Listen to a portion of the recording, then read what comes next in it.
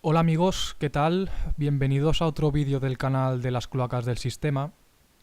En este vídeo os quiero explicar la historia de Joaquín Crespo Marqués, un ex consumidor de droga, ex narcotraficante y recadero de esta mafia pederasta y asesina de menores del Bar España de Benicarló.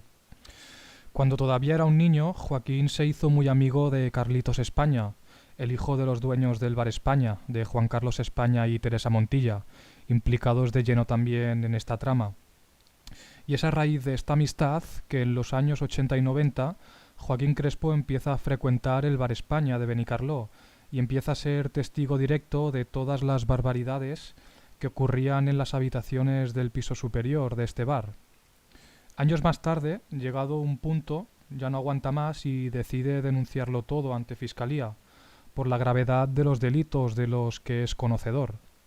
Veréis que una vez hechas las denuncias, la justicia fue a por él, como con las demás víctimas y testigos arrepentidos, pasando a ser él el denunciado por denuncias falsas y sin poderse defender. Aquí veis en la imagen a Joaquín Crespo, el día que fue a formular las denuncias. Aquí veis el juzgado de primera instancia, instrucción número 5 de Vinaròs, Generalitat Valenciana. Y antes de ponernos a leer las denuncias, dejadme que os enseñe un par de noticias que salieron para que veáis cómo la justicia hizo un montaje contra todas las víctimas. Noticia del 20 de septiembre de 2013. Una vez ya formuladas las denuncias, los denunciantes del caso Vinaròs denunciados. El caso Vinaròs es lo mismo que el caso Bar España. Un juzgado de Castellón imputa a Reinaldo Colás y a Joaquín Crespo, que mantienen las acusaciones por la supuesta red de pederastia orquestada por Carlos Fabra y Giuseppe Farina, por delitos contra el honor y la administración de justicia. Aquí podéis ver que cuando las víctimas denunciaron, pues la justicia, al ser conocedora de que muchas personas lo estaban denunciando todo, pues no le quedó más remedio que hacer un montaje y denunciar a todas las víctimas por denuncia falsa, pero que en realidad las denuncias falsas eran las que estaba haciendo la justicia contra ellos. Mirad también esta noticia, que es de 2 semanas antes de la noticia que os acabo de enseñar, del 1 de septiembre de 2013.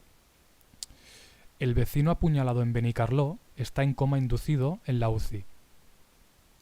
Los vecinos dicen que la víctima sabía karate y dudan de que el detenido fuera el agresor. Marcos Fontanet, de 48 años, recibió una brutal paliza y sigue en la UCI del General. 1 de septiembre de 2013. Marcos Fontanet, de 48 años, que el pasado viernes fue víctima de una brutal paliza en Benicarló, continúa hospitalizado en la UCI del Hospital General de Castellón, donde está estabilizado y se le ha practicado un coma inducido. El herido compartía domicilio en la avenida Yecla 34 de Benicarló con JCM, de 46 años, el único detenido, aunque no se descartan otros más. Bien, las iniciales JCM son de Joaquín Crespo Marqués, de la persona de la que estamos hablando. Si os fijáis, los matones de Carlos Fabra y de esta trama del Bar España fueron a casa de Joaquín Crespo para meterle una paliza y a amenazarlo para que no siguiera denunciando, pero se equivocaron de persona y apalizaron a su compañero de piso. Aquí está perfectamente explicado. Y lo dejaron en coma a su compañero de piso, para veáis cómo se comporta la justicia para todos aquellos que denuncian corrupción, pederastia y demás delitos gravísimos. Bien, ahora sí vamos a leer las denuncias que interpuso Joaquín Crespo y lo explica con todo con pelos y señales, desde que es conocedor de todo esto de los años 80, y veréis que lo que explica es escalofriante y todo esto pues fue reprimido por la justicia española y censurado. Fiscalía Especial contra la Corrupción y el Crimen Organizado. Joaquín Manuel Crespo Marqués, vecino de Benicarló, Castellón. Comparece ante esta fiscalía y, como mejor en derecho proceda, expongo un grave, delicado y complejo asunto delictivo que a mi entender podría ser competencia de esta fiscalía, por lo que les expongo los siguientes hechos. 1. Les expongo las circunstancias que me llevan a manifestarles sobre los graves hechos delictivos de los que soy testigo presencial de forma continuada durante los años de 1980 al 2000, por la amistad que tenía con Carlos España Montilla, Carlitos, desde que éramos compañeros del colegio. Esta amistad me llevó a frecuentar el llamado Bar España de Benicarló, en Castellón, donde los padres de mi amigo me hacían sentirme como en mi propia casa. Lamentablemente esto fue la ruina de mi vida. Los padres de mi amigo Carlitos, Pepe España y Teresa Montilla, los dueños del Bar España, fueron mis maestros en ciertas delincuencias y quienes me metieron en el mundo de la droga. Ellos, a la edad de 14 años, me invitaban a tomar cocaína, porros, pastillas, heroína. Me enganché a ella como consumidor, lo que me llevó a convertirme en un servidor de los padres de mi amigo, a cambio de las dosis de droga. Estos me captaron como recadero. Me daban paquetes que contenía cocaína y pastillas de éxtasis. Yo los tenía que llevar a ciertos lugares de Benicarló donde las vendían, y otros favores que les hacía a los padres de mi amigo a cambio de las dosis de droga que por mi adicción necesitaba. Me convertí en un esclavo de los padres de mi amigo. Bien, dejarme hacer un inciso antes de seguir, porque quiero deciros como opinión personal que para mí Joaquín Crespo podría haber sido otro Miguel Ricard y otro Antonio Anglés, porque si os fijáis, era otro recadero de esta mafia, al igual que Miguel Ricard y Antonio Anglés. Crecí en el ambiente de trapicheo de drogas que durante muchos años y con toda impunidad se ejercía en el Bar España de Benicarló. Todo me era bastante fácil. Trabajaba como escayolista por una parte, por la otra tenía el Bar España donde siempre obtenía mis dosis de droga y un sobresueldo por los favores que hacía a los padres de mi amigo, y en consecuencia a los amigos de estos que disponían del Bar España como el centro de operaciones de la organización, donde se celebraban habitualmente las reuniones de los dirigentes de esta organización para tratar los asuntos relacionados con sus negocios. En el año 2000 tuvieron que cerrar el Bar España porque hubo un conato de investigación sobre las actividades delictivas que se realizaban en este bar. Era de esperar que no pasara nada. Las actividades delictivas se realizaban con toda impunidad. Estaban bien protegidos. Nadie podía molestar a los intereses de esta organización que a mi entender considero muy peligrosa para la sociedad. Dada la magnitud del complejo entramado de servidores y confidentes que ocupan cargos dentro de diferentes administraciones públicas, consiguiendo que nada se podía escapar al conocimiento de esta organización delictiva, en la que algunos de sus dirigentes ocupaban y ocupan altos cargos de los poderes fácticos de Vinarós y de la provincia de Castellón. De esta forma, siempre han copado toda la información que pudiera afectar o beneficiar a la organización. El hecho de rodearme en el Bar España con los personajes que formaban la dirección de esta organización, en el principio, me hacía sentir poderoso y seguro de que mi dosis de droga no me podía faltar. Sentía que lo que estaba viviendo me venía muy grande. De alguna forma comprendí que la organización funcionaba y funciona como una gran empresa multinacional con diversos departamentos, con un jefe supremo que controlaba todas las acciones que se realizaban en lo que él decía que era su empresa. Este se reunía en la mesa redonda de la primera planta del Bar España con los diferentes jefes de los distintos departamentos de la organización.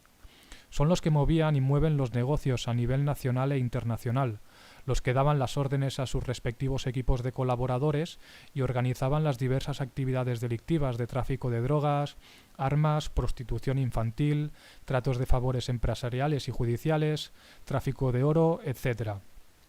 Cuando transcurrió el tiempo y por circunstancias personales pude abrir los ojos, comprendí que en ese mundo no podía continuar. Intenté escapar de mi situación y de esta organización, pero no encontraba la salida. Me drogaba por desesperación. Sufría cuando veía cómo de forma continuada traían al Bar España a los niños y niñas y los subían a las habitaciones de la primera planta. Esto era superior a mis fuerzas. Sabía lo que les iban a hacer y no podía hacer nada para impedirlo. Esto siempre ha sido para mí una gran carga de conciencia. Luché con todas mis fuerzas para salir del pozo negro donde estaba metido. Me casé y tuvimos una hija. Quería e intentaba dejar la droga por el amor hacia mi mujer y de mi querida hija. Tengo que decir que mi mujer ya murió por una enfermedad provocada por los disgustos que le estuve provocando, por lo que muestro un sincero arrepentimiento por los daños que en mi vida he podido causar a mi familia. En el año 1995 y hasta principios de 1997 estuve ingresado en un centro para toxicómanos del proyecto Amigo y conseguí desengancharme de la droga, pero por mis circunstancias económicas volví a frecuentar el Bar España con César Forest-Lluc, que junto con mi amigo Carlos España me propusieron el negocio de buscar inversores de Benicarló para traer cocaína desde Panamá. Detrás de esto estaban Juan Mateu y Francisco Roca, Sisco. Él es uno de los jefes que captaba a los inversores fuertes económicamente, nosotros a los pequeños. Dándome cuenta de que por este camino iba a seguir enganchado a la droga y a seguir presenciando en el Bar España las peores crueldades que puede cometer el ser humano, que son los abusos sexuales con niños y niñas, por lo que me lleva a ponerme de parte de la justicia para que tengan conocimiento de numerosos hechos delictivos de extrema gravedad, de los que he sido testigo presencial, y que por las circunstancias que me rodeaban era prácticamente imposible denunciar, ni por mi parte, ni por cualquier otra parte. Repito, nadie se podía atrever a denunciar las actividades delictivas de la organización que se ejercían en el Bar España de Benicarló, sin que pagara muy caro las consecuencias. Cuando trataba de rehacer mi vida social, familiar y profesional, mandaban y pagaban a cualquier imbécil con aires de sicario para que me provocara y montara una bronca conmigo. En algunas ocasiones, estas provocaciones eran la forma en que la organización tomaba sus represalias contra mí, por haberlos dejado y saber demasiado sobre sus actividades. Me provocaban broncas en lugares públicos. Si me pegaban, tenía que defenderme. Casualmente siempre estaba cerca la policía municipal o guardia civil. El detenido siempre era yo. Después, si el asunto llegaba al juzgado de Vinarós, ya sabía que era carne de cañón y que cualquier delito o falta que se me imputara me lo tenía que comer sin que pudiera defenderme mínimamente. Los juicios de los que he sido objeto en los juzgados de Vinarós siempre han sido interesados, amañados y sentenciados previamente. La organización siempre está preocupada de que intente rehacer una vida normal. Soy consciente del peligro que corre mi vida después de presentar esta manifestación que voluntariamente realizo a esta fiscalía, pero no tengo miedo. Esta confesión me ayuda a estar en paz conmigo mismo y con las numerosas víctimas de esta organización. La organización funciona con un sistema infalible para crear el miedo a sus víctimas. Más bien terror, a mi entender se les podría calificar de terroristas. Siempre tuvieron éxito con las acostumbradas a amenazar de muerte a unas y otras víctimas y ciudadanos de Benicarló y comarca que les pudieran molestar a sus intereses. Normalmente los jefes no lo hacen de forma directa. Para atemorizar a personas concretas mandaban y mandan a los aprendices de sicarios que les pagaban por esto. Normalmente suelen ser personal de baja condición moral y social, drogadictos, como lo fui yo, y que por dinero son capaces de realizar cualquier asunto que se les ordene. Estos asalariados y aprendices de sicarios que trabajaban y trabajan para la organización recibían las órdenes e instrucciones del jefe del correspondiente departamento. En las reuniones que se promovían en el Bar España se decidía que había que eliminar a quien molestara los intereses de sus negocios. Si se consideraba que la víctima no se le podía eliminar físicamente, lo hacían de forma personal. Se creaba un complot para destruir sus relaciones familiares y sociales, perjudicaban a sus amistades o a aquellos que les pudiesen ayudar, hundían sus empresas, le perjudicaban en el trabajo, les provocaban asuntos judiciales, que siempre perdía la víctima, etc. Lo que llevaba a provocar a la víctima la ruina económica y moral, llevándolo a la enfermedad por la impotencia e indefensión que provoca la incomprensible e inhumana situación de persecución. En Benicarló hay mucha gente que ha sufrido esta sistemática estrategia de acoso y derribo de personas honradas que incluso les han provocado la muerte, en algunos casos suicidio o en otros suicidados. En Benicarló hay muchas víctimas que han sufrido estas represalias con total y extremada indefensión policial y judicial desde hace muchos años. Muchas de ellas viven atemorizadas. De nada sirve denunciar en el juzgado de Vinarós los posibles agravios que han sufrido o sufren y que sin duda son provocados por decisión y mandato de algún jefe componente de esta organización, porque siempre cuentan con la impunidad de sus acciones, ya que es demostrado que ellos siempre ganan los juicios en los juzgados de Vinarós. Las víctimas siempre pierden. Por lo que por esta fiscalía habría que preguntarse con mucha seriedad y preocupación por el bien del llamado Estado de Derecho, por el respeto que merece la Constitución española y europea, por lo dictado en el Código Penal y Civil o por lo dictado en la Ley de Enjuiciamiento Criminal, que por mi experiencia y la de numerosos ciudadanos que pertenecen a este partido judicial de Vinarós, Afirmó que de forma continuada y demostrable se imponen sentencias judiciales según sean los intereses de la organización, por lo que, repito, habría que preguntarse ¿por qué esta organización es tan sumamente poderosa? ¿Por qué goza de total impunidad judicial? ¿Por qué judicialmente se encubren sus graves delitos? Son muchas las preguntas que hay que hacerse para intentar comprender el particular sistema judicial de Vinaròs conectado con el de Castellón en lo referente a la intocable organización. Señor fiscal, es posible que se piense que pueda ser una persona resentida, posiblemente enferma por mi exdrogadicción, que pueda tener problemas mentales, etc. Podría ser cierto, como también es cierto que desde hace muchos años que no he consumido nada de droga, me considero limpio de ello. Asimismo, como también es cierto que nadie que haya presenciado y conocido las barbaridades humanas que se han cometido por esta organización en el Bar España y en el Partido Judicial de Vinaròs pueda estar cuerdo al 100%. Los efectos que produce el consumo de cocaína son impredecibles en la mente humana. Lo que aquí expongo es demostrable. Sé que tengo la obligación de demostrar lo que digo, pero a mi entender también creo que es necesario que por esta Fiscalía se ordene las investigaciones oportunas, completas y exhaustivas sobre la exposición de hechos que relato en este escrito. Son muchas las preguntas que se hacen las numerosas víctimas de la organización, que han sufrido y sufren la descarada y extremada indefensión personal y judicial en este partido. Algunas de estas preguntas son: ¿manipulación de los juzgados de Vinaròs? ¿Trato de favor? ¿Justicia a la carta? ¿Jueces que podrían aceptar sobres? ¿O jueces amenazados? ¿Jueces nombrados a dedo? Por mi parte, puedo decir que he sufrido y sufro extrema indefensión judicial.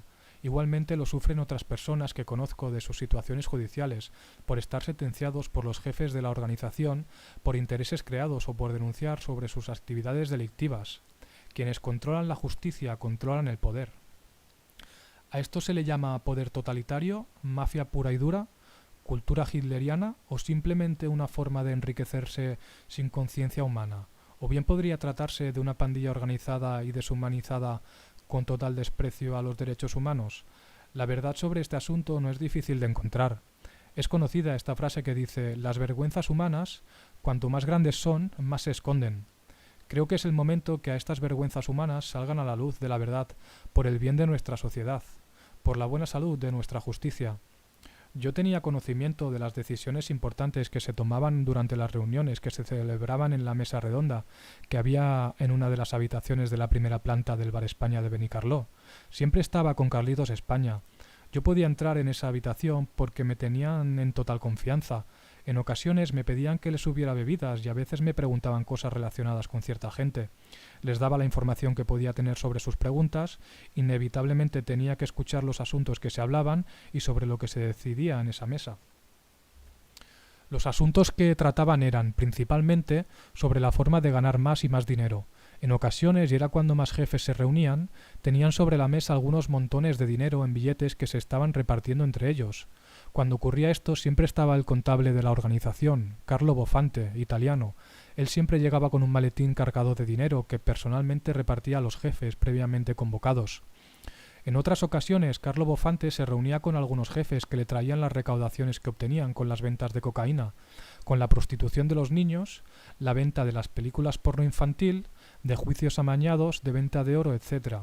Él contaba el dinero, hacía sus apuntes en su libro y se llevaba el maletín cargado de billetes. Normalmente siempre venía acompañado por Giuseppe Farina o por Bernard Talapetit. Otras veces los jefes se reunían para decidir la suerte sobre las personas que podían molestar a sus intereses y necesariamente para la buena marcha y seguridad para la organización se tenían que eliminar de una forma u otra e incluso llegar al asesinato. No importaba quién fuese la víctima, los intereses de la organización están por encima de todo y de todos. Ellos son el poder y la ley, por lo menos en esta comarca del Baix Maestrat de Castellón. Pongo como ejemplo de esto que digo, haciendo referencia a algunos detalles sobre el asesinato ocurrido en Benicarló a finales del año 1996 de la enfermera que trabajaba en el Hospital Comarcal de Vinaròs, Alicia Martínez. Alicia Martínez fue la mujer del abogado de Benicarló, Juan Porres. Se separaron y Alicia mantenía relaciones con Ramón Giovanni Puig. A veces se hacía llamar Ramón Puig, siendo este uno de los jefes de la organización con muchas influencias y poder ejecutivo en el ámbito político, policial y judicial y un sádico pederasta. Estando en el centro para toxicómanos de Castellón, los fines de semana me iba a Benicarló y seguía frecuentando el Bar España. Allí estuve presente en una conversación en la que hablaba Ramón Giovanni en un tono bastante enfadado, diciendo que Alicia era una hija de puta y que se le había acabado la tontería, que esta hija de puta estaba muy nerviosa y ya no quería colaborar con nosotros, que esta tía se nos va de la lengua, que nos va a perjudicar porque se ha vuelto loca y hay que ponerle remedio. Ramón estaba asustado y muy enfadado con Alicia. Por mi parte, cuando habían conversaciones de este tipo, mi posición era la de ver, oír y callar. Yo era como el tonto que no pintaba nada. También tenía mi salud muy deteriorada por la droga. Ellos tenían la certeza de que moriría pronto y, como he dicho al principio de esta confesión, todos los jefes de la organización estaban acostumbrados a mi presencia en el Bar España. Yo me acojonaba cuando los jefes se enfadaban con alguien porque después sabía de las consecuencias. Las palabras de Ramón Giovanni fueron la sentencia de muerte de Alicia Martínez, la enfermera, que era amiga personal de Ramón y en ocasiones venían juntos al Bar España. En esta reunión estaban presentes con Ramón Giovanni, Carlitos España, Juan Mateu, Francisco Roca Sisco, Teresa Montilla y Giuseppe Farina. Los sicarios que intervinieron personalmente en el secuestro ya es otro asunto. Al poco tiempo de esta reunión, Alicia Martínez fue secuestrada de su casa después de haber estado en una discoteca de Vinarós. Su cuerpo apareció, después de haber pasado 3 días desde su desaparición, en la playa de Peñíscola, muerta flotando en el agua sin rigores mortis, tal y como se pudo ver en la televisión valenciana, y su coche se quedó inutilizable al haber chocado contra una farola del puerto de Benicarló y encontrado este coche en una cala y dentro del mar en la zona norte de Vinarós, dejando un rastro por el camino de la costa entre Benicarló y Vinarós que se componía de la matrícula del coche, diferentes piezas del mismo y efectos personales de Alicia, etc. La pregunta en este caso es: ¿qué grúa de Benicarló llevó el coche hasta la cala donde fue encontrado? Lo que puedo decir es que Grúa Sedi de Benicarló hacía favores para la organización. Todo el mundo en Benicarló que se preocupó por este caso saben que por pura lógica Alicia no podía estar dentro del coche en el momento que cayó al mar. Primero, que el mar estaba muy fuerte, con mucho oleaje, y segundo, ¿cómo puede aparecer su cuerpo en la playa de Peñíscola cuando el capitán Santos de Vinarós confirmó a la prensa que Alicia conducía su coche cuando cayó al mar en la costa sur de Vinarós? De este lugar hasta Peñíscola pueden haber unos 15 kilómetros aproximadamente. Su cuerpo fue encontrado a los 3 días de su desaparición sin los efectos naturales que provoca el mar con el fuerte temporal que había esos días, etc. Señor fiscal, estoy seguro que el motivo del secuestro y asesinato de Alicia fue por negarse a seguir colaborando con la referida organización delictiva, puesto que su misión en este asunto y trabajando en el Hospital Comarcal de Vinarós era la de curar a los niños que sufrieron desgarros anales o vaginales después de haber sido sometidos sexualmente tanto por los clientes como por los organizadores pederastas que controlaban la actividad del negocio de prostitución infantil que se ejercía, y doy fe de ello, en la primera planta del nombrado Bar España de Benicarló. Todo el mundo de Benicarló sabe que la muerte de Alicia no fue un accidente, a pesar de que las autoridades policiales y judiciales de Vinarós manipularon y tergiversaron la información que dieron a la prensa sobre este caso, ya que como no es un pueblo muy grande, tarde o temprano todo se sabe. Muchos ciudadanos de Benicarló saben mucho sobre este y otros asuntos, pero callan por el miedo a las represalias. La manipulación de la información a prensa sobre este caso estuvo a cargo de la jueza Sofía Díaz García y el capitán Santos de Vinarós. Ellos planearon en el Bar España, junto con otros, qué era lo que se tenía o no que publicar. Se puede demostrar viéndolo publicado por los medios en ese momento. En cuestiones de asesinatos, en esta comarca hay muchos casos en los que se manipuló judicialmente y policialmente la verdad. Se podría hablar del horrible asesinato de la familia Flos, que murieron por disparos de pistola el matrimonio y el hijo que fue encontrado en el jardín de la casa, ubicada en la zona llamada el Corral del Pequitillo de Peñíscola, con la cabeza separada de su cuerpo, ocurriendo esto una semana antes de que el padre del niño tenía que declarar en la Audiencia Nacional por un asunto de falsificación de billetes que procedían de la rama francesa de esta organización. Este múltiple asesinato se decidió por la organización en la mesa redonda del Bar España. Asimismo, se podría hablar de quienes de la organización decidieron ordenar a Jaime, que todavía cumple condena por asesinato, para que asesinara a su novia Mari Carmen. El asunto se calificó de violencia de género. Jaime trabajaba como conserje de la residencia de menores Baix Maestrat de Vinarós y hacía trabajos en el Bar España para la organización. Estaba a las órdenes de Juan Mateu y se encargaba de cobrar a los clientes pederastas los servicios sexuales que se ofrecían con los niños y niñas de este centro de menores. Mari Carmen no soportaba la situación de saber demasiado sobre la explotación sexual que sufrían los niños y niñas que estaban internados en la residencia de menores Baix Maestrat de Vinaròs y que por componentes de la organización, con la complicidad de educadores y de su directora Gemma, los niños eran llevados al Bar España, donde los pederastas, clientes, pagaban elevadas cantidades de dinero para satisfacer sus perversiones sexuales con estos niños, al mismo tiempo que eran utilizados para la creación de películas porno infantil. En ocasiones a los niños y niñas se les ponían disfraces para la fiesta que los organizadores preparaban para sus clientes y dar más fantasía a estos y a las películas. De la venta en Francia de estas películas se encargaba Bernard Talapetit y otros socios de este, igualmente de nacionalidad francesa. De la venta en Italia se encargaban Carlo Bofante, Giuseppe Farina y otros socios italianos. Carlo Bofante es el responsable de la contabilidad de los diferentes negocios ilícitos de esta organización internacional. Cuando se tenían que tomar decisiones fuertes, se reunían los jefes en la mesa redonda de la primera planta. Como antes he dicho, y estos tienen el jefe supremo de la organización, que se llama Carlos Fabra, a quien todos le rendían la más completa obediencia, al mismo tiempo que cada uno de los jefes tienen su propio grupo de especie de sicarios que obedecen a sus órdenes, de la misma e incondicional forma. Carlos Fabra solía venir con frecuencia al Bar España. En ocasiones lo hacía con el coche oficial de presidente de la Diputación de Castellón. Lo aparcaba en la misma puerta. El chofer se quedaba esperando el tiempo que hiciera falta. Fabra venía cuando se organizaba una buena y gran fiesta, con cena incluida, con los niños y niñas que traían del centro de menores. En la primera planta se llenaba de gente, seguidores de Fabra. Estaban todos los jefes de la organización. Además de invitados e invitadas y clientes, esto ocurría al menos una vez al mes durante los años 90. Cuando la fiesta llegaba a su fin, Fabra se reunía en privado con Carlo Bofante para pasar cuentas y al rato Fabra se iba del Bar España con una cartera llena de dinero en billetes. Carlos Fabra era quien más dinero se llevaba, para eso era y es el jefe supremo de la organización. El negocio le iba muy bien.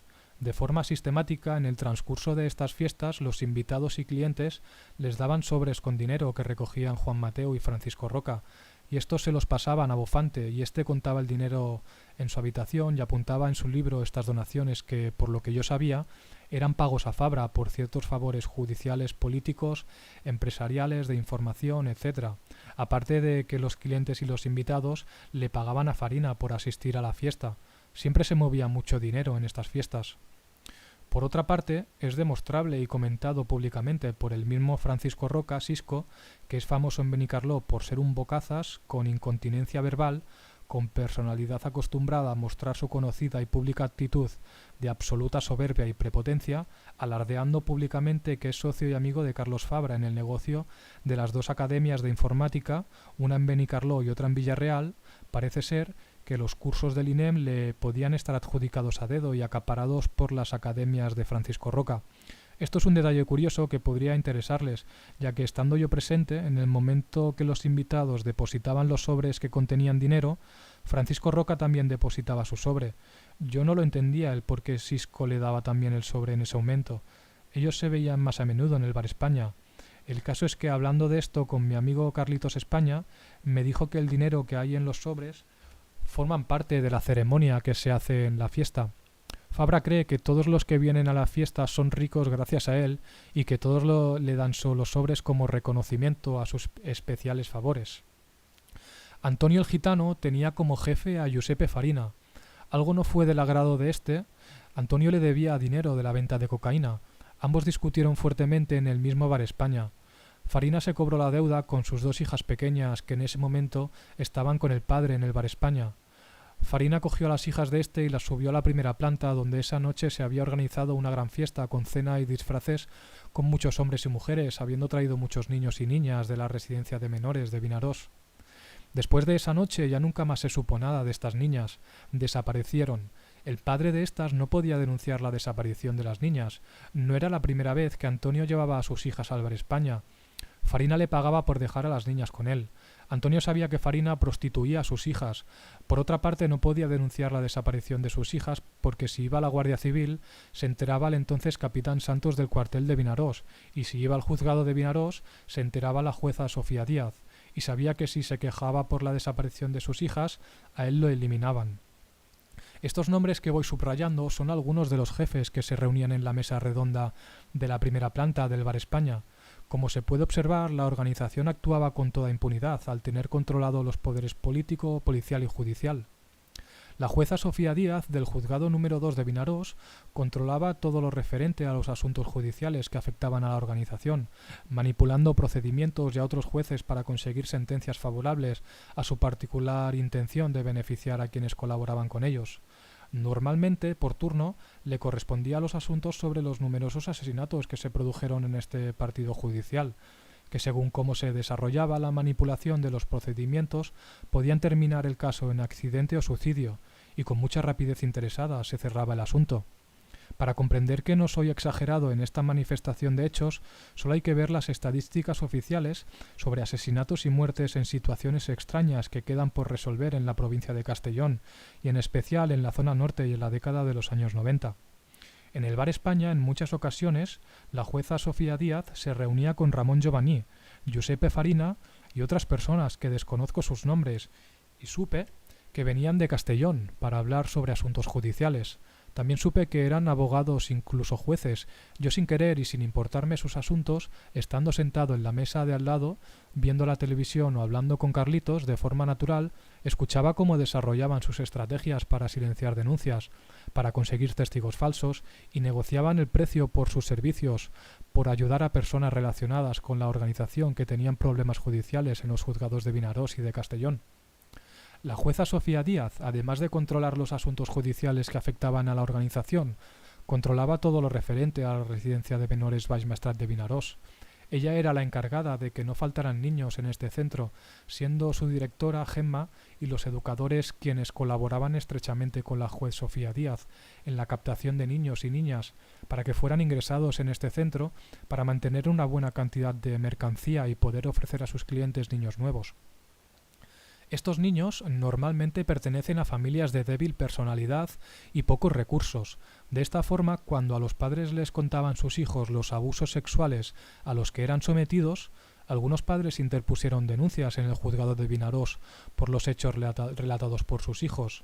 Estas denuncias nunca prosperaron, sin investigar los hechos y sin permitir que los menores fueran explorados por el juez ni tomar declaración a los padres. Simplemente se silenciaba la denuncia.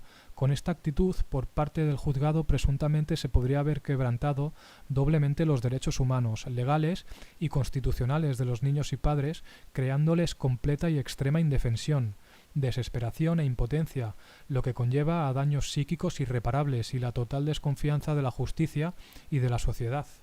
Por otra parte, algunas madres protestaron a la directora del centro y a los educadores por las confesiones de sus hijos, recibiendo de estos fuertes amenazas, acojonando siempre a los padres de los niños y niñas que estaban internados en dicho centro de menores. En numerosas ocasiones, estando en el Bar España, vi cómo llegaban los niños y niñas que los traían del centro de menores. Algunos de estos niños son conocidos míos, así como sus padres. Ellos en ocasiones me contaban los hechos que les relataban sus hijos y sobre las denuncias interpuestas en el juzgado de Vinarós contra este centro. Se quejaban de que en el juzgado no les hacían caso y sobre las amenazas que recibían de los educadores de este centro para que se olvidaran de las denuncias y de todo lo que les habían contado sus hijos, diciéndoles los educadores que todo era mentira, que los niños se lo habían inventado. También me decían estos padres que como insistieran con las denuncias, los niños serían trasladados a otro centro y no verían más a sus hijos. Los padres se acobardaban y se resignaban.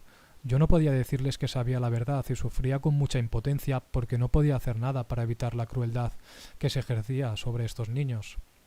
Los que se encargaban de traer a los niños en sus coches desde el centro hasta el Bar España eran Juan Mateu y Francisco Roca, Sisco. En otras ocasiones también lo hacía Giuseppe Farina, y dependiendo de la cantidad de niños que traían se necesitaban más coches, y la directora del centro Gemma o la educadora Amparo también los traían con sus coches. Estos tres, Juan Mateu, Sisco y Giuseppe Farina, aparte de participar del negocio de prostitución de menores y pornografía infantil, eran los que se encargaban de recibir cargamentos de cocaína que traían de Panamá y luego repartían a sus vendedores de la zona de Castellón y de Cataluña. También estos tres, junto con Demetrio López Robles, participaron en el secuestro y asesinato de Miguel Roch, empresario de Peñíscola y dueño de un videoclub.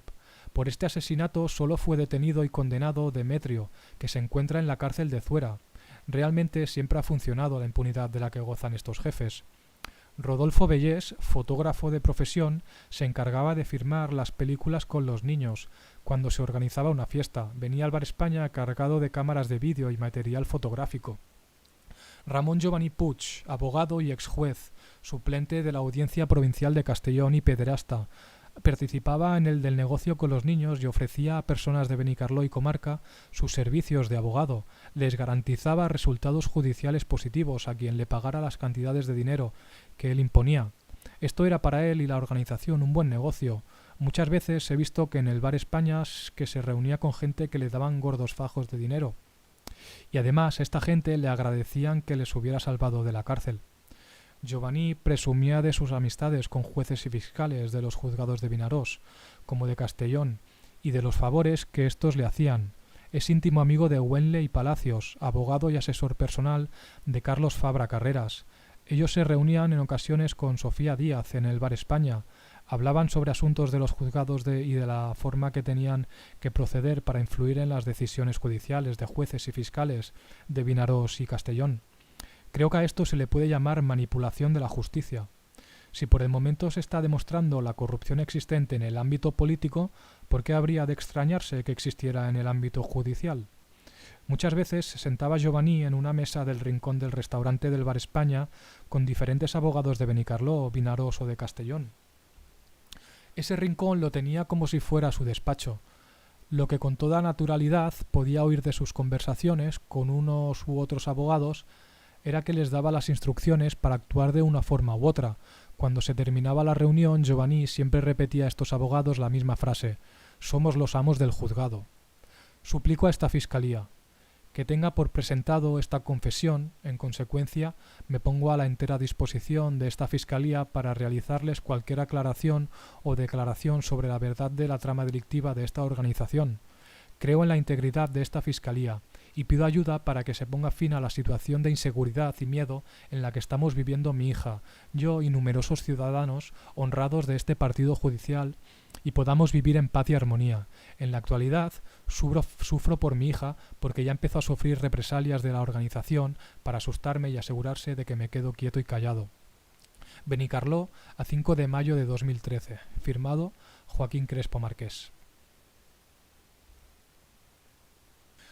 Bueno, un tiempo después de haber formulado la primera denuncia, Joaquín Crespo decide hacer una ampliación sobre la misma denuncia, explicando muchos más detalles sobre todo lo que presentó durante todos los años que se movía por el Bar España. Y en esta ampliación dice así: al fiscal de la sala, jefe señor don Antonio Salinas Casado, Fiscalía Especial contra la Corrupción y Crimen Organizado, don Joaquín Manuel Crespo Marqués, comparece ante esta fiscalía y, como mejor en derecho proceda, les continúo exponiendo la grave, delicada y compleja trama delictiva que sigo entendiendo que podría ser competencia de esta fiscalía, por lo que realizo la ampliación de mi anterior denuncia sobre los siguientes hechos: que el pasado día 6 de mayo de 2013, y por correo certificado, envié a esta fiscalía un escrito denuncia que consta de 13 folios firmados por mí, denunciando de forma resumida los graves hechos delictivos de los que he sido testigo presencial, ocurridos de forma continuada desde al menos durante una década, de 1990 al 2000, en el Bar España de Benicarló, Castellón.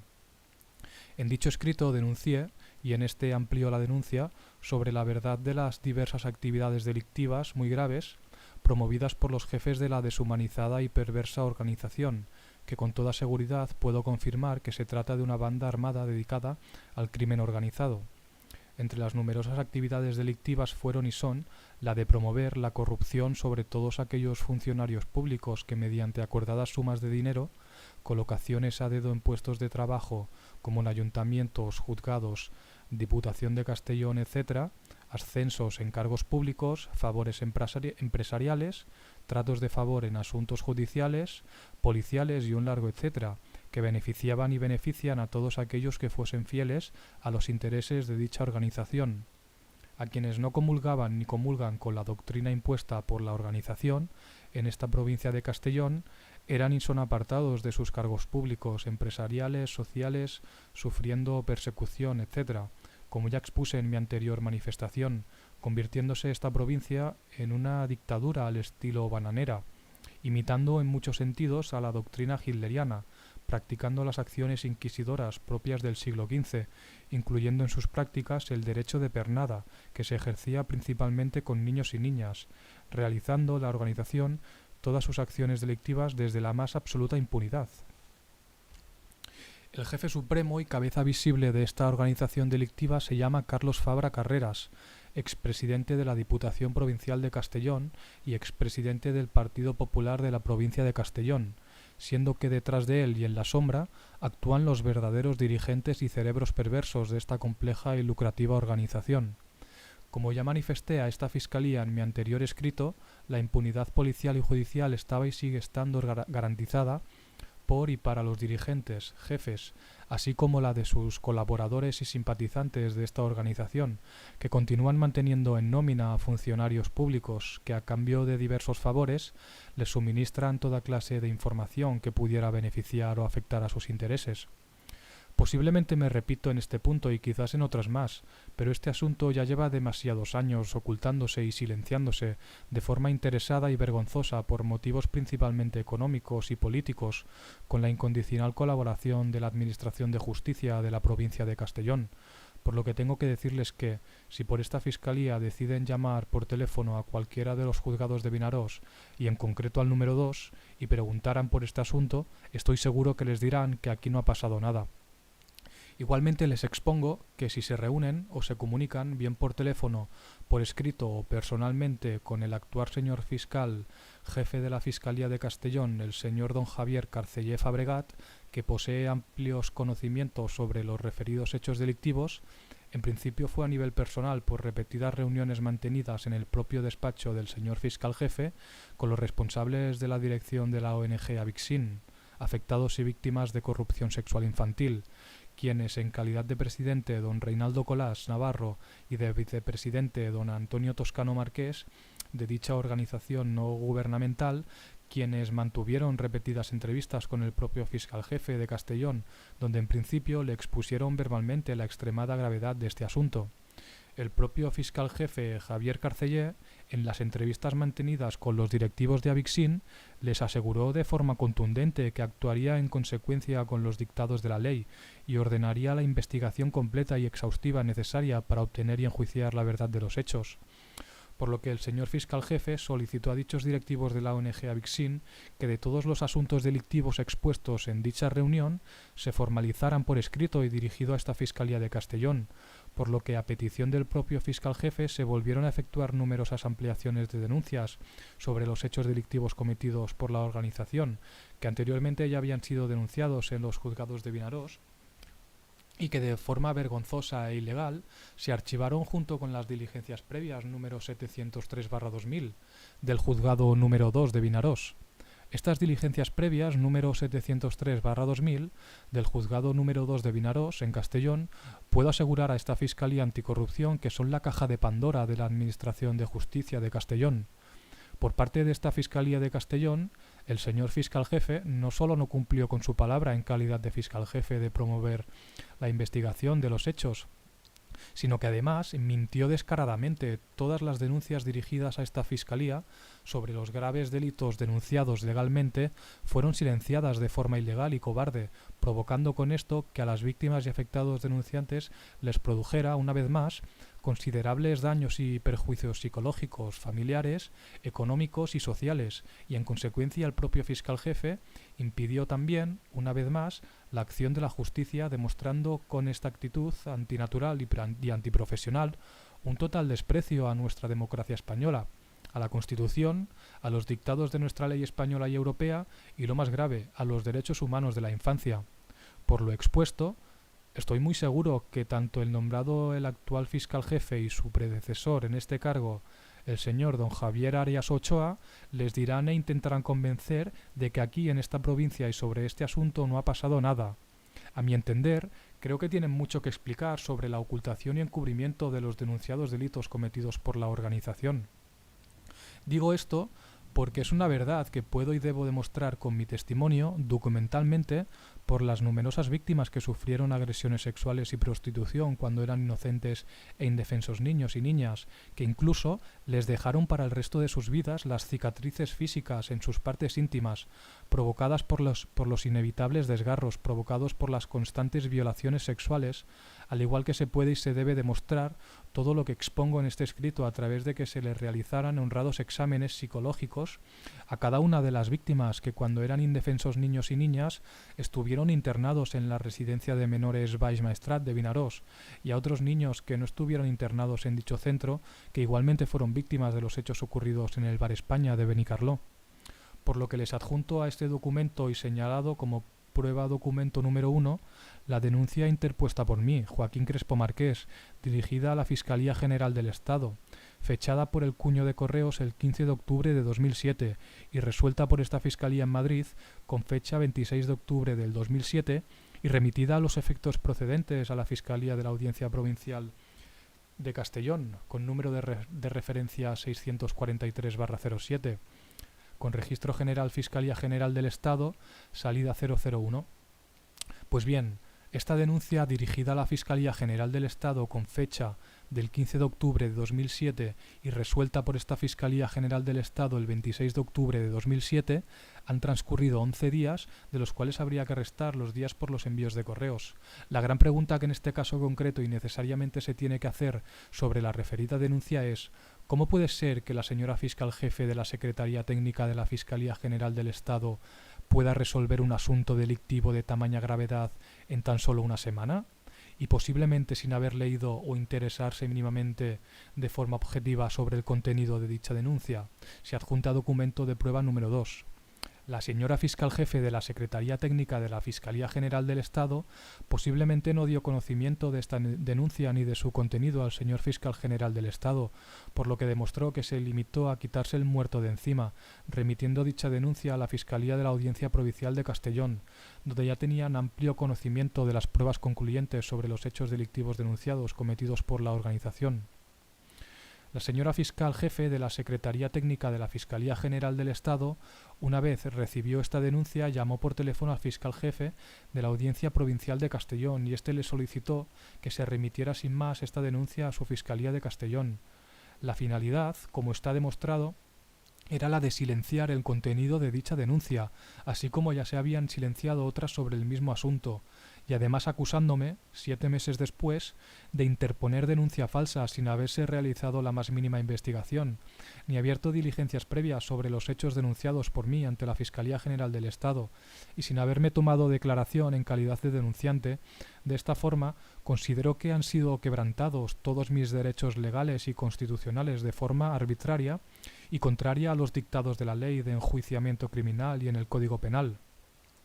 Creo que por mis humildes conocimientos en Derecho, que la señora fiscal jefe de la Secretaría Técnica de la Fiscalía General del Estado tenía la obligación de poner en conocimiento dicha denuncia y su contenido a su inmediato superior, a fin de promover una investigación de oficio completa y exhaustiva de los graves delitos expuestos en dicha denuncia. ¿Por qué no lo hizo? ¿Tuvo miedo de realizar las obligaciones propias de su trabajo?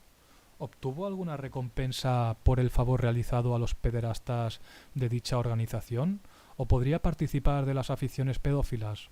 ¿Obedeció las órdenes de altos dirigentes del Partido Popular?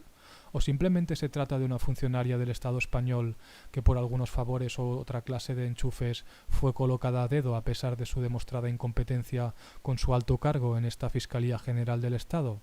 Son preguntas fuertes y con mucho respeto creo necesario que se tienen que hacer, ya que la señora fiscal jefe de la Secretaría Técnica de la Fiscalía General del Estado demostró con su actitud su falta de profesionalidad, responsabilidad, de humanidad hacia los niños y niñas víctimas del terrorismo sufrido por desalmados pederastas y por su demostrada falta, en este caso, del respeto por los derechos humanos de la infancia.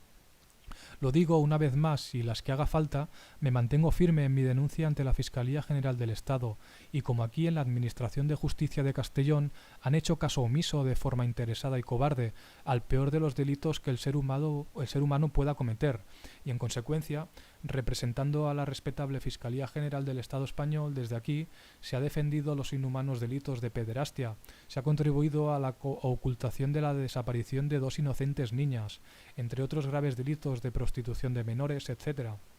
La señora fiscal jefe de la Secretaría Técnica de la Fiscalía General del Estado, que ocupaba este cargo en la fecha 26 de octubre de 2007, tiene nombre, yo lo desconozco, creo que no es difícil y considero necesario que de las explicaciones oportunas sobre esta exposición, ya que si en su momento decidí poner en conocimiento de la Fiscalía General del Estado los hechos expuestos en dicha denuncia, es porque en la provincia de Castellón era y es imposible que estos o cualquier hecho que se denuncie y que esté relacionado con asuntos concernientes a la organización era y es prácticamente imposible que pudiera prosperar. Lo dicho está sobradamente demostrado.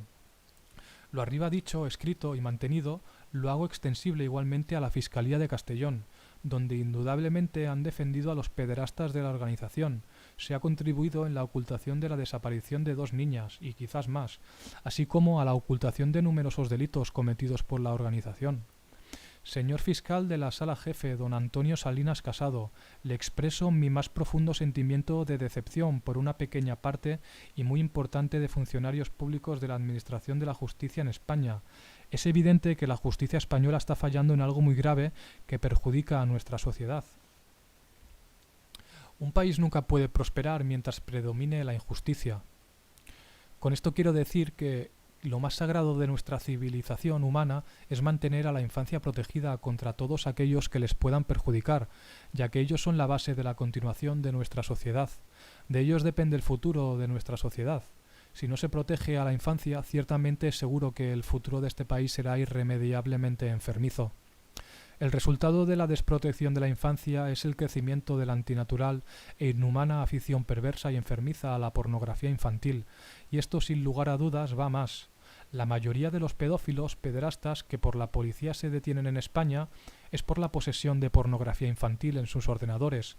Es muy curioso y puede dar mucho que pensar que nunca se persigue, ni detiene, ni se hace seguimiento a los productores y comerciantes de dichas películas. Quizás sea porque quienes mueven estos lucrativos negocios pudieran gozar de impunidad judicial. Como prueba de lo expuesto se adjunta documento número 3.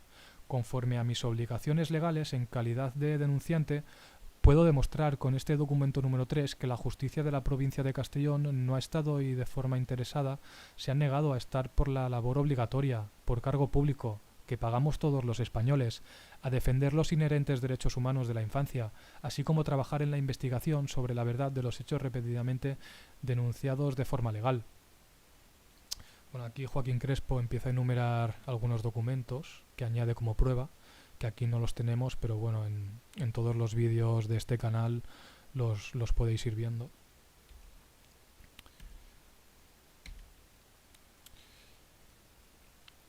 Por lo expuesto, en mis declaraciones expuestas en este escrito y en el anterior, se demuestra con extrema contundencia, por las numerosas y escalofriantes pruebas que obran tanto en mi poder como en los juzgados de Vinarós, Fiscalía Provincial de Castellón, Audiencia Nacional, Fiscalía General del Estado, Ministerio de Justicia, etc., se podría confirmar que los delitos de pederastia en toda su amplitud y magnitud cometidos por los componentes de dicha organización gozan de total impunidad, consentidos por la Administración de Justicia española.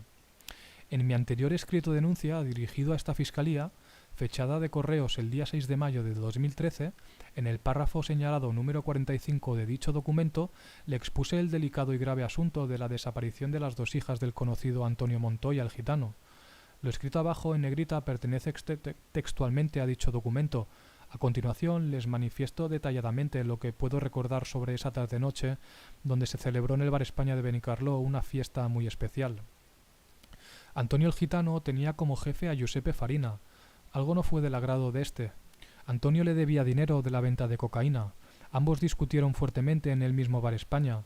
Farina se cobró la deuda con sus 2 hijas pequeñas, que en ese momento estaban con el padre en el Bar España. Giuseppe Farina cogió a las hijas de este y las subió a la primera planta, donde esa noche se había organizado una gran fiesta con cena y disfraces, con muchos hombres y mujeres, habiendo traído muchos niños y niñas de la residencia de menores de Vinaròs. Después de esa noche ya nunca más se supo nada de estas niñas. Desaparecieron. El padre de estas no podía denunciar la desaparición de las niñas. No era la primera vez que Antonio llevaba a sus hijas al Bar España. Farina le pagaba por dejar a las niñas con él. Antonio sabía que Farina prostituía a sus hijas. Por otra parte, no podía denunciar la desaparición de sus hijas porque si iba a la Guardia Civil se enteraba el entonces capitán Santos del cuartel de Vinaròs, y si iba al juzgado de Vinaròs se enteraba la jueza Sofía Díaz y sabía que si se quejaba por la desaparición de sus hijas a él lo eliminaban. Recuerdo que la referida fiesta especial ocurrió a principios del mes de junio de 1997. Yo llegué al Bar España sobre las 6:30, 7 horas de la tarde, junto con mi amigo César Lluc. Entramos en dicho bar. Nos dirigimos a la barra y saludé a los que estaban en la mesa redonda que había debajo de la televisión. En esa mesa estaban Teresa Montilla, Ramón Giovanní, Giuseppe Farina, el capitán Santos de la Guardia Civil de Vinaròs. Saludé a todos y esperamos a que viniera Carlitos España, ya que nosotros teníamos los asuntos de negocios exclusivamente con él. Mientras tanto, Juan Mateu, de Benicarló, entró por la puerta principal del Bar España acompañado de 2 niñas y un niño. Cuando con ellos iba subiendo las escaleras, Mateu les iba diciendo que se lo pasaría muy bien en la fiesta de cumpleaños. Esa tarde Antonio Peraire, de Benicarló, trajo con su motocicleta a varios niños, uno por viaje. Los entraba por la puerta principal, los subía a la primera planta y después se marchaba. Al rato volvía con otro niño que igualmente lo subía donde estaban los otros niños. Aparte de este día, Antonio Peraire solía traer al Bar España a algunos de los niños para ser prostituidos según la demanda de los clientes pederastas. Antonio Peraire trabajaba para la organización a las órdenes de Teresa Montilla. Su misión era la de traer al Bar España a los niños de Benicarló y alrededores que previamente habían sido captados por algunos componentes de los servicios sociales de Benicarló que informaban a Teresa Montilla sobre la situación de indefensión de algunas familias que tuvieran hijos que pudieran ser explotados sexualmente y que no causaran problemas. Peraire también se encargaba de controlar la puerta trasera de este local por donde entraban muchos clientes pederastas que no querían ser vistos, así como los niños cuando los traían en grupo los entraban por esta puerta. Durante la primera hora que mi amigo César, Carlitos y yo seguíamos estando en la barra del bar, tomando algo y hablando de nuestros negocios, hubo mucho movimiento y trasiego de personas mayores y niños que subían a la primera planta. Por la puerta trasera entraron un grupo de niños y niñas procedentes de la residencia de menores Baix Maestrat de Vinaròs. Algunos de ellos los conocía bien, así como a sus familias. Venían acompañados por Gemma Perfecta Redó Ferré, la directora de este centro de menores. También eran acompañados los niños por educadores del mismo centro. Una de ellas recuerdo que se llama Amparo, el resto no recuerdo los nombres. Entró en el Bar España Antonio el Gitano, de apellido, creo que se llama Montoya, acompañado de sus 2 hijas, que podrían tener entre 4 y 6 años aproximadamente. Nos saludó y se dirigió a la referida mesa, donde se encontraba Giuseppe Farina. Este empezó a increparle y exigiéndole que le pagara una cantidad de dinero que Antonio le debía por la cocaína que Farina le suministraba. La discusión fue en un tono muy fuerte. Farina le dijo que se marchara, que él ya se hacía cargo de sus hijas. Antonio Montoya se marchó dejando a las niñas con Farina y este las cogió del brazo y las subió a la primera planta. Los demás que había en la mesa siguieron a Farina. Mientras tanto, entraban en el Bar España el señor Francisco Roca Boquera, Sisco, empresario de Benicarló, acompañado de Rodolfo Bellés, que como fotógrafo y cámara de Benicarló al servicio de la organización, llevaba equipos de filmación y fotografía, y con ellos Toni Sancho, empresario de seguros de Castellón, y un abogado llamado Domingo, también de Castellón. Una camarera subía bebidas y refrescos, se llama Rosa Vidal Pons. Estaba casada con Pepe Molina, del lavacoches situado enfrente del cuartel de la Guardia Civil de Benicarló. Rosa esporádicamente trabajaba en este local, solo cuando había fiesta con niños o cuando se reunían en la plana mayor de la organización. Su trabajo consistía en servir las consumiciones en la primera planta. En ocasiones Rosa traía a su hijo por la tarde, noche al Bar España, y se lo dejaba a Farina o a Mateu. Ella se marchaba del local y estos lo subían a la primera planta. En varias ocasiones veía a Antonio Peraire que con su motocicleta traía al Bar España al hijo de Rosa. A veces era por la tarde y otras veces por la noche, como ocurría con otros niños. Una vez acordado con Carlitos España el precio, la cantidad y forma de pago de las pastillas de éxtasis que Carlitos nos decía que Farina se las había traído de Italia, Los tres subimos a la primera planta y nos dirigíamos a la habitación personal de Carlitos para recoger dicha mercancía. Antes había que notificar a Giuseppe Farina lo pactado con las pastillas de éxtasis, por lo que tuvimos que entrar en la sala, cuyas ventanas dan a la carretera, para hablar con él. Al entrar en la sala me sorprendió ver tanta gente. Había mucha más gente de la que pude ver subir mientras estábamos en la barra hablando de lo nuestro. Nos dirigimos a Farina y Carlitos le explicó el trato que habíamos hecho y dio el visto bueno. Mientras Carlitos y Farina estaban hablando, pude observar que los asistentes estaban muy ocupados haciendo los preparativos de la fiesta especial. Habían unas mujeres que estaban poniendo los disfraces a los niños. En una mesa pequeña, la jueza Sofía Díaz, que iba vestida con una toga de juez, y su secretaria Gracia del juzgado de Vinarós estaban preparando los refrescos para los niños. A estos refrescos les estaban poniendo un jarabe. Carlitos me explicó que era una droga para que los niños no recordaran nada de lo que les iba a ocurrir. Además de este jarabe, había una caja con compartimentos que contenía las pastillas de colores que les obligaban a tomar a los niños, para que no sintieran dolor y no pudieran chillar.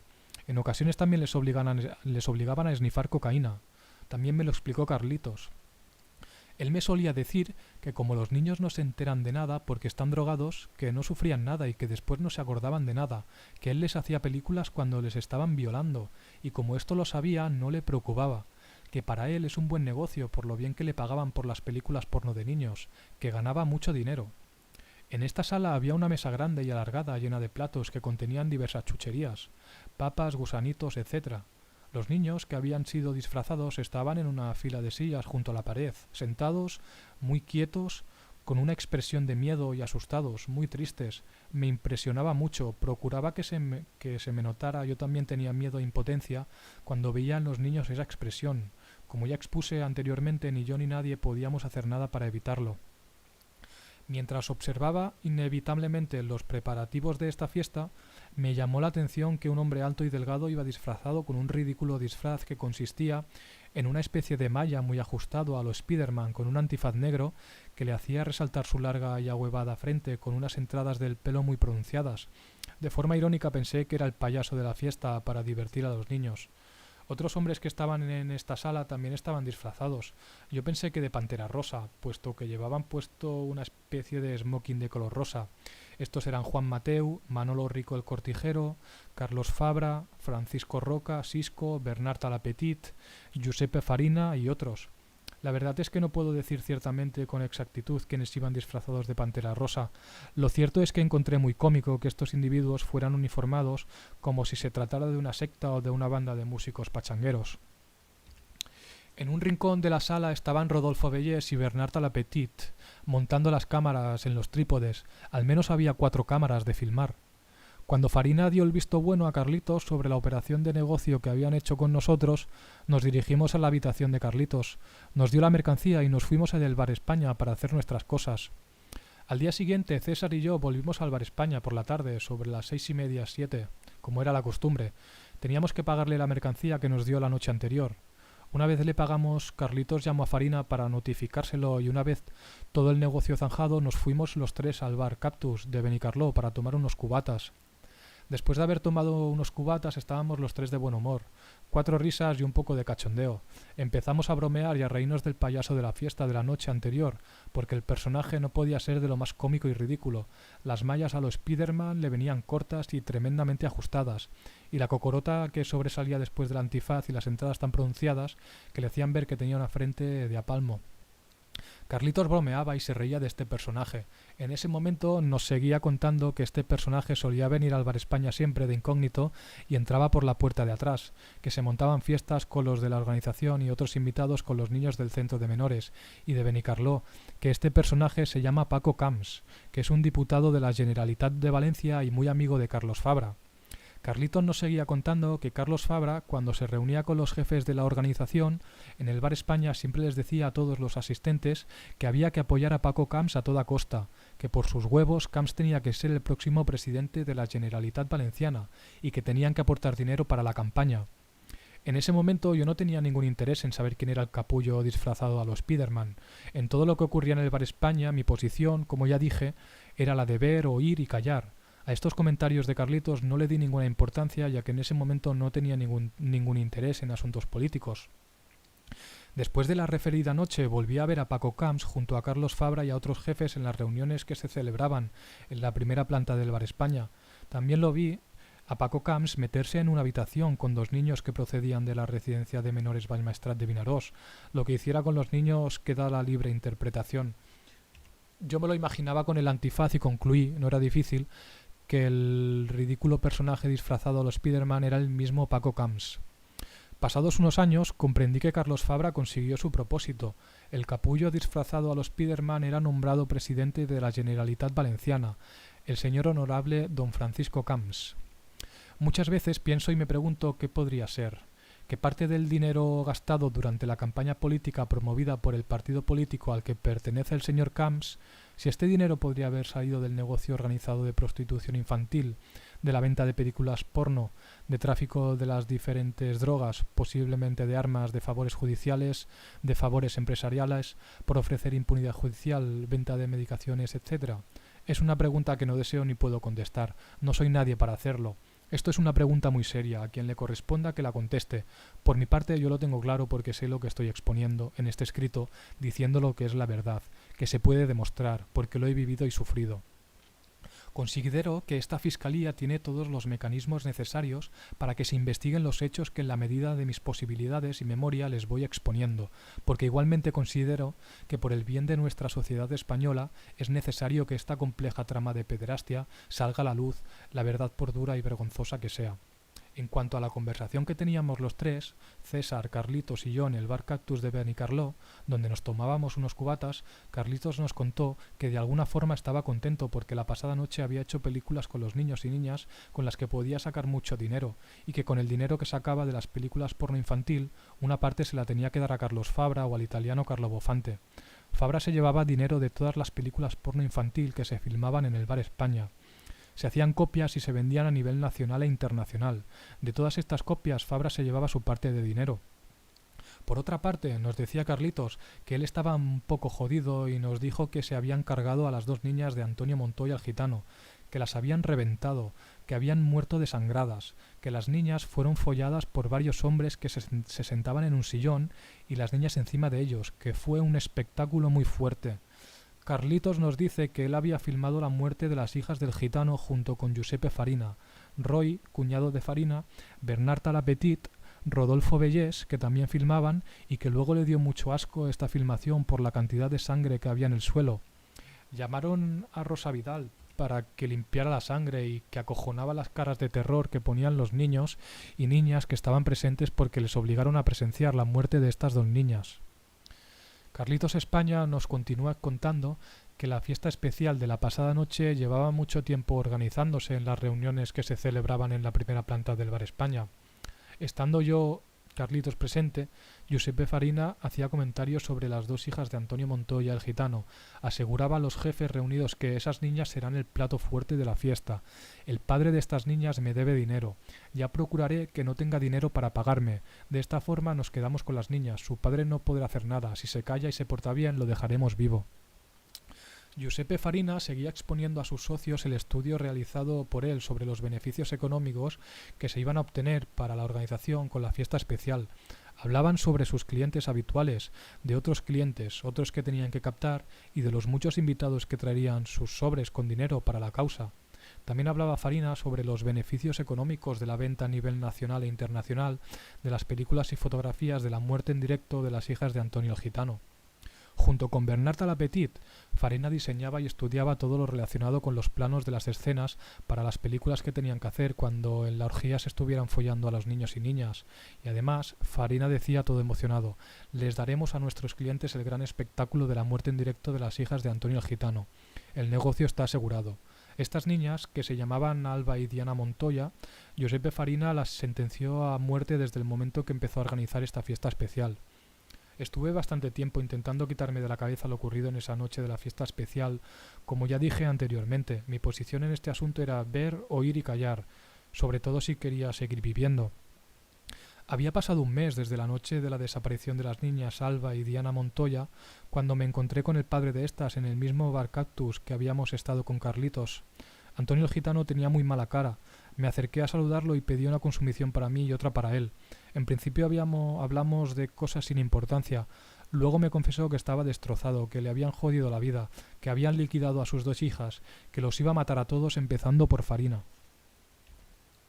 Por todo lo arriba expuesto, solicito que por esta Fiscalía Especial contra Corrupción y Crimen Organizado, que no dudo que usted dirige con total integridad, honradez y humanidad, se investigue los verdaderos motivos por los cuales las niñas hermanas de Alba y Diana Montoya desaparecieron y que posiblemente fueron asesinadas.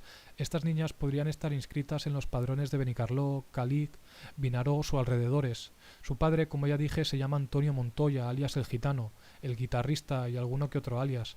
De su madre no tengo datos. Sé que vive en Benicarló y en la época de la desaparición, en junio de 1997, esta familia estuvieron viviendo en una casa de las afueras de la localidad de Calí, en Castellón. Existe mucha información de personas que las conocieron, confesiones grabadas, vídeos y en CDs, manuscritos testigos presenciales que fueron víctimas cuando eran niños sobre el doble asesinato de las niñas Alba y Diana Montoya.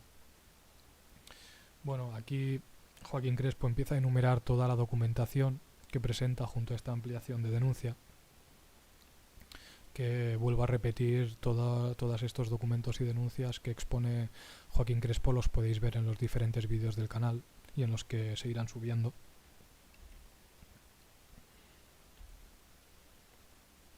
Aquí, después de presentar estas denuncias, como hemos visto al principio del vídeo, cuando los pederastas, jueces y políticos se enteraron que Joaquín Crespo lo estaba denunciando todo, realizaron un montaje para denunciarlo a él por denuncias falsas e injurias.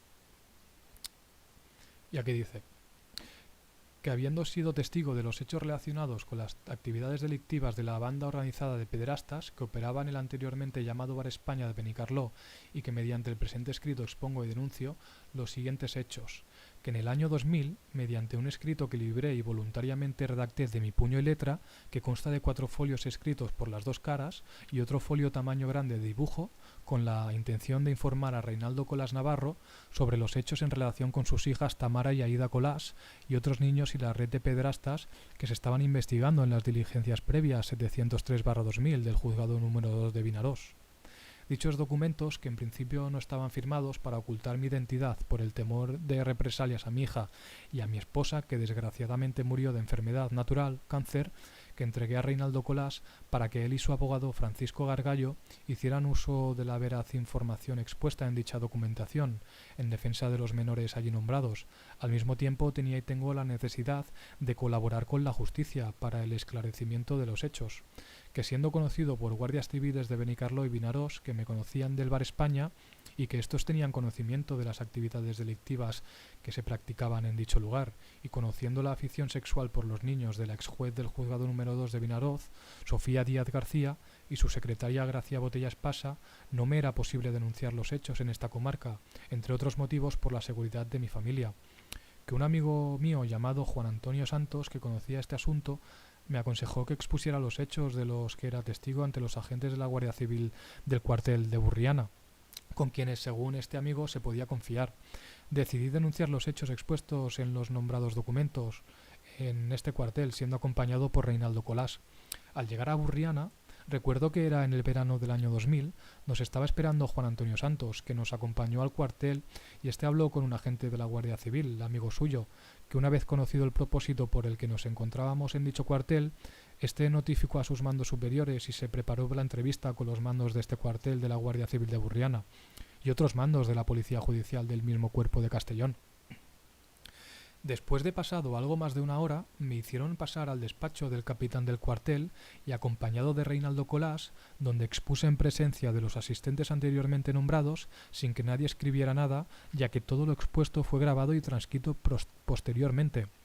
Todo lo declarado en este cuartel de la Guardia Civil de Burriana fue silenciado, nuevamente manteniendo la intención de exponer los hechos sobre los abusos sexuales a menores ocurridos en el Bar España, de los que soy testigo presencial.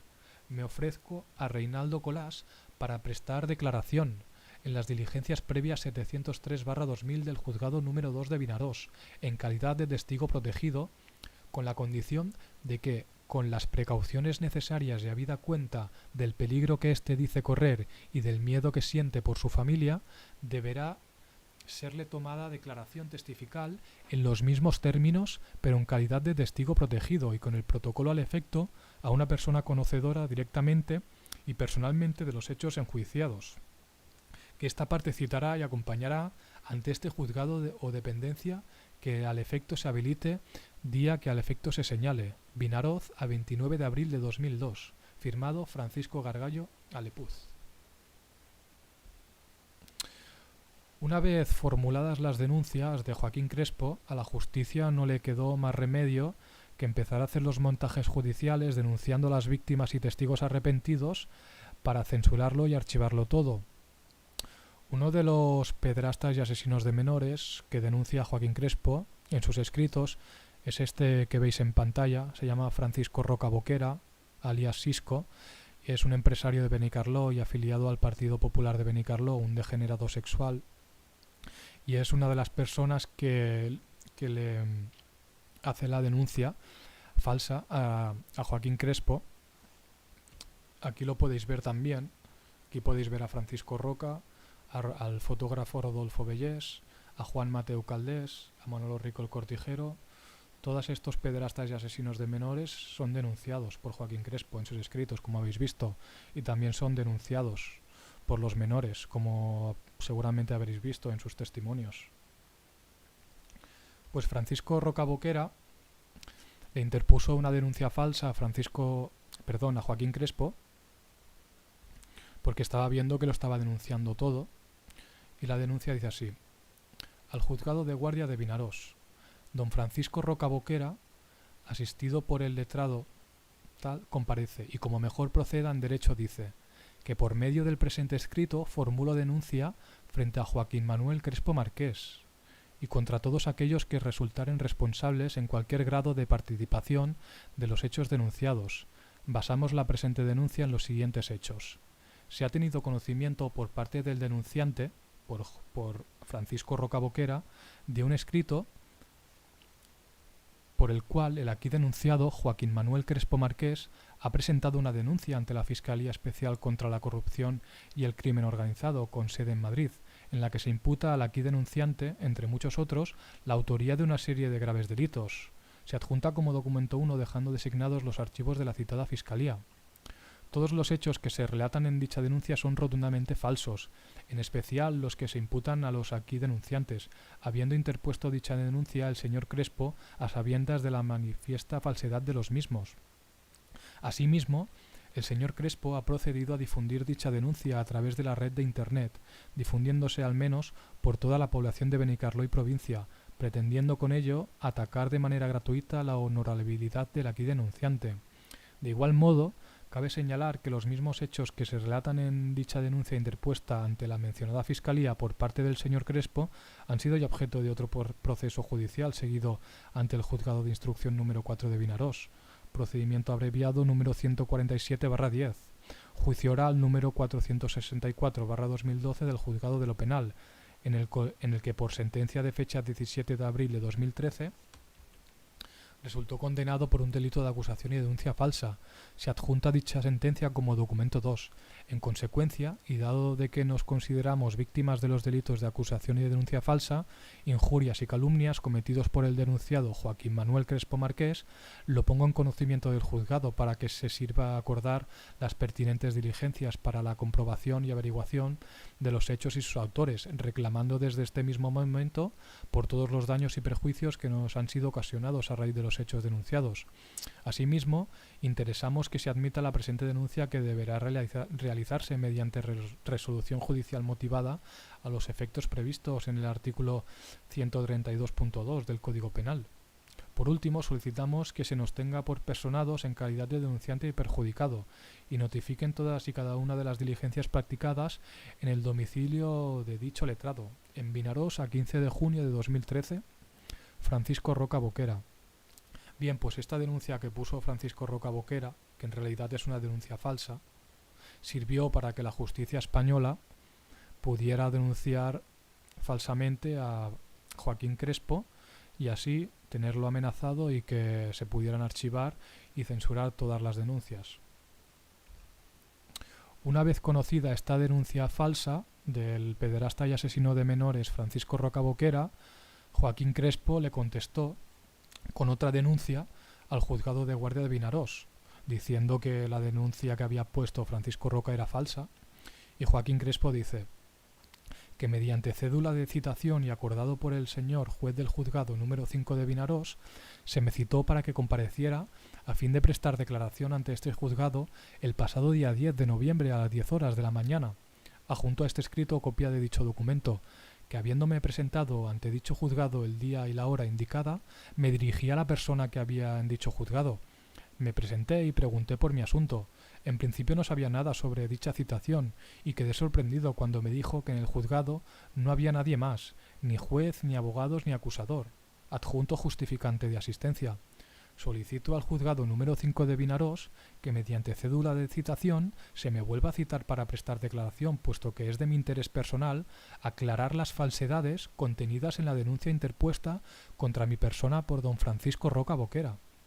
El señor don Francisco Roca miente en su denuncia al decir que todos los hechos que se relatan en dicha denuncia son rotundamente falsos, habiendo interpuesto dicha denuncia el señor Crespo a sabiendas de la manifiesta falsedad de los mismos. Pues bien, el señor Roca Boquera sabe muy bien que no miento, nos conocemos desde hace muchos años, de forma habitual nos veíamos y hablábamos en el Bar España de Benicarló.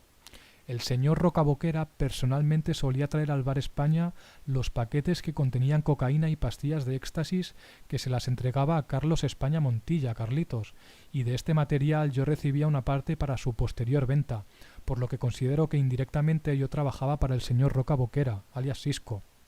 Por otra parte, en muchas ocasiones he visto al señor Roca Boquera aparcar su coche cerca de la puerta trasera del Bar España, acompañado de varios niños y niñas que procedían del centro de menores Baix Maestrat de Vinarós, que algunos de ellos eran conocidos míos, que igualmente conocía a sus familias de Benicarló y que posteriormente algunos de ellos denunciaron ante el juzgado de Vinarós los abusos sexuales que pudieron sufrir en Benicarló y que entre otros presuntos agresores sexuales se encuentran don Francisco Roca Boquera por haber sufrido por parte repetidas violaciones sexuales, trato degradante, sádico y hacia sus infantiles e indefensas víctimas, provocados para satisfacer su gozo y placer personal.